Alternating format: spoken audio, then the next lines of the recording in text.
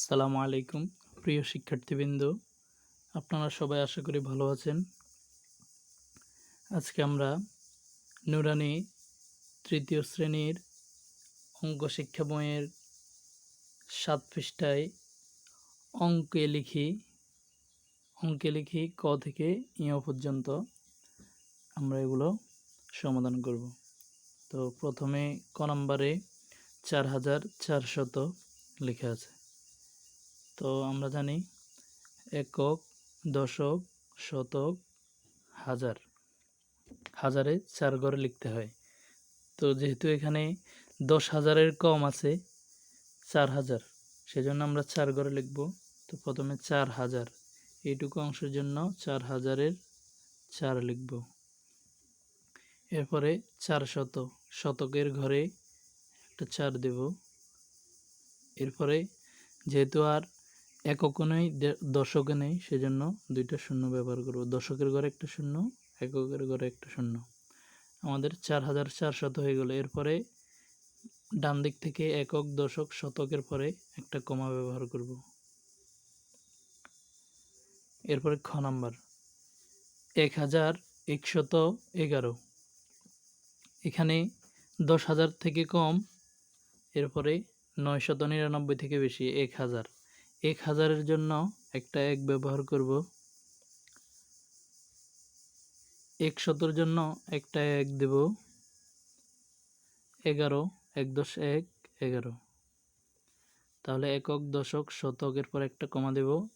হাজারের ঘরে একটা 1000, শতকের ঘরে একটা 1, 100 আর 11-এর 11, 1111। এরপরে গ নাম্বার 9647, 9000 10,000 থেকে নিচে, তার মানে 4টি সংখ্যা হবে 9000। তাহলে আমরা একটা 9 দেব। 9600, শতকের ঘরে একটা 6 দেব। 9647, 4 10 7 47। তাহলে আমাদের হয়ে গেল 9447।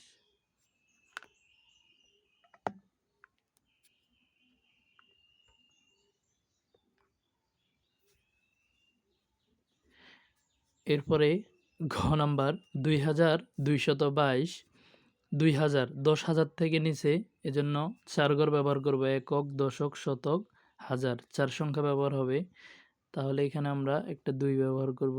হাজারের ঘরে একটা 2, 2000, 200 আরেকটা 2, শতকের ঘরে একটা 2, 22, 2 10 2 22, 2222। এরপরে নাম্বার 1001, 10,000 থেকে নিচে, তাহলে একক, দশক, শতক, হাজার, 4টা সংখ্যা ব্যবহার হবে। 1000, হাজারের ঘরে একটা 1,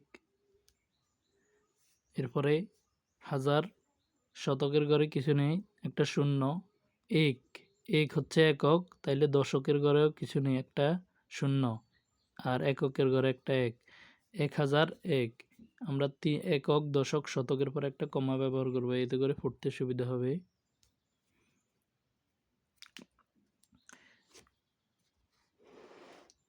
এরপরে 6 নাম্বার 5505, 5000 10,000 থেকে কম, সেজন্য একক, দশক, শতক, হাজার। তাহলে 5000, একটা 5 ব্যবহার করব হাজারের ঘরে। এরপর একটা কমা দেব। 1505, 505 শতকের ঘরে একটা 5 ব্যবহার করব। 5505, দশক নেই, 5 একক সংখ্যা, তাহলে দশকের ঘরে একটা শূন্য হবে, আর 5-এর ঘরে, এককের ঘরে একটা 5 হবে। 5505। তাহলে এখানে দশকের ঘরে একটা শূন্য হবে, যেহেতু 5 শতকের ঘরে একটা 5 দিছি, 500 হয়ে গেছে। এরপরে দশকের ঘরে, যেহেতু 5 একক, দশকের ঘরে একটা শূন্য দিতে হবে। এরপর হচ্ছে 1,02,007, যেহেতু লক্ষের ঘরে আছে 1 লক্ষ, তাহলে আমাদেরকে 6টা সংখ্যা ব্যবহার করতে হবে। একক, দশক, শতক, হাজার, অযুত, লক্ষ, 6টা সংখ্যা ব্যবহার করতে হবে। যেহেতু 10 লক্ষের কম, সেজন্য 6টা হবে। 10 লক্ষের বেশি হলে 7টা সংখ্যা ব্যবহার করতে হবে। এখন আমরা 6টা সংখ্যা ব্যবহার করব। সর্বপ্রথম 1 লক্ষ, 1 লক্ষের জন্য একটা 1 ব্যবহার করব অবশ্যই। 1 লক্ষ। 2000, 2000 যেহেতু লক্ষ হচ্ছে 6 নাম্বার ঘরে, 2 যেহেতু 10,000 থেকে নিচে, সেজন্য এটা হাজারের ঘরে ব্যবহার হবে। একক, দশক, শতক, হাজার। অযুতের ঘরে অবশ্যই 2 লেখা যাবে না। তাহলে কি করতে হবে? আমি এখানে একটা ডট দিলাম। এরপরে 2 দিলাম হাজারের ঘরে। 1,02,000। এখন দেখেন এই অযুতের ঘরটা খালি থাকে। অযুতের ঘরে একটা শূন্য দিয়ে দেব। তাহলে 1,02,000, 2007। আমরা জানি 7 একক সংখ্যা, আর একক একবারে প্রথমে। তাহলে একক, দশক, শতক, হাজার। হাজার হচ্ছে 2, অযুত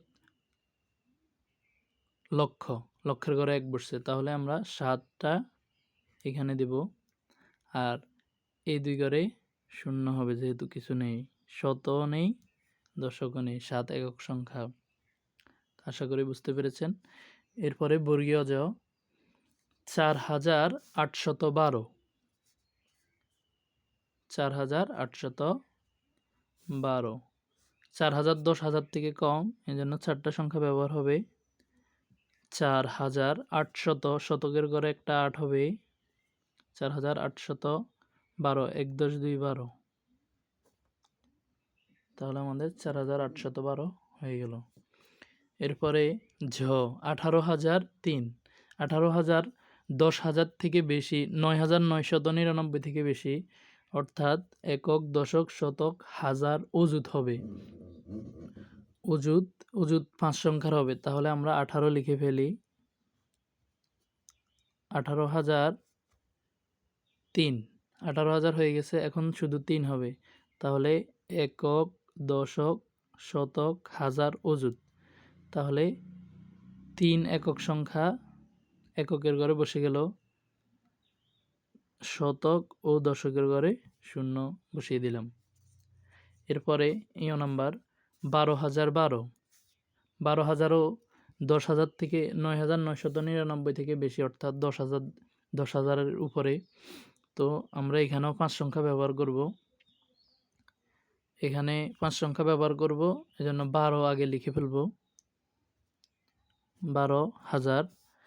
তারপরে 12 আমরা জানি দশক, একক, দশক। তাহলে ওইখানে 2 সংখ্যা, তো 5 সংখ্যা মিলানোর জন্য আমরা এখান থেকে একক, দশক, শতক এভাবে 3টা ছোট ছোট ডট দিয়ে নেব। এরপরে 12 লিখে ফেলবো একক, দশকের ঘরে। এরপরে মাঝখানের ঘরে একটা শূন্য দিয়ে দেব। তাহলে আমাদের 12,012 হয়ে যাবে।